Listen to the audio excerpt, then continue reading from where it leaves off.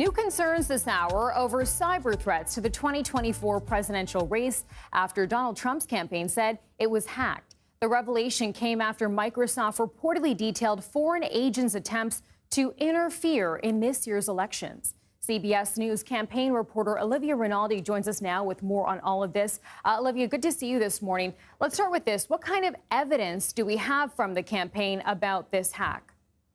Yeah, good morning, Chanel. Really big news from over the weekend where the Trump campaign says that they have been hacked and they're linking it to Iran. So this was an announcement that they had made on Saturday after our colleagues at Politico had reported this. And they didn't offer any specific evidence tying it directly to Iran, but they did point to this Microsoft report that was released on Friday. And in that report, it detailed attempts of Iran to influence, really, and interfere with the presidential campaign.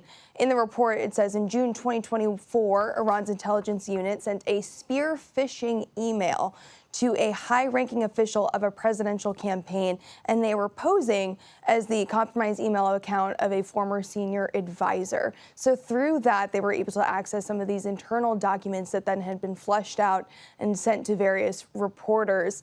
The intelligence community is not commenting on this at this moment. Microsoft has not commented further about this report, but this does seem to tie and indicate back to the Trump campaign. And we know that previously Iran had tried to interfere with presidential campaigns in June of 2020, 4 years ago, with the Biden campaign and the Trump campaign. So all of this evidence seems to point that it could be Iran interfering with this election process. Okay, Olivia, let's speak for a moment about the Democratic campaign. Kamala Harris spending the weekend out on the campaign trail, and she outlined some of her economic proposals. Let's take a listen. We will continue our fight for working families of America, including to raise the minimum wage and eliminate taxes on tips for service and hospitality workers. So eliminating the tax on tips, this was actually an idea that we heard back in June from Trump. Olivia, what's the strategy there? Yeah, this was a Trump proposal. I was there in Las Vegas when he made that announcement. Trump often talks about how he had gotten this idea from talking to a service worker at one of the hotels there when he was at a fundraiser. She said that they were being crushed by taxes, and so later that day he had a rally and he said no tax on tips would be his goal.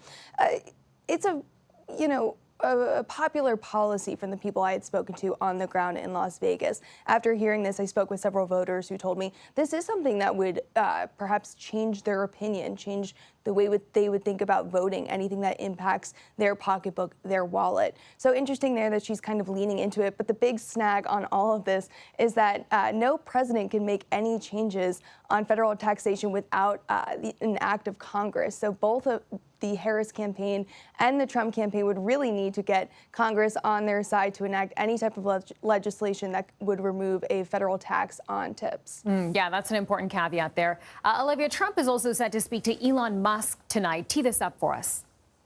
Yeah, that interview will be happening at 8 p.m. Eastern on X, formerly known as Twitter, which is Elon Musk's social media platform. Trump will actually be joining from his own handle, his old Twitter handle, Real Donald Trump. What's interesting about this is that account was suspended after the attack on the Capitol on January 6th. Elon Musk reinstated that account shortly after taking over the platform. And Trump's rarely posted on it. He posted on it one time after he was arrested in Fulton County and arraigned there. So he'll be returning to the platform for an interview with Elon Musk, and we'll be watching that tonight. Okay, Olivia, thank you. Thank you.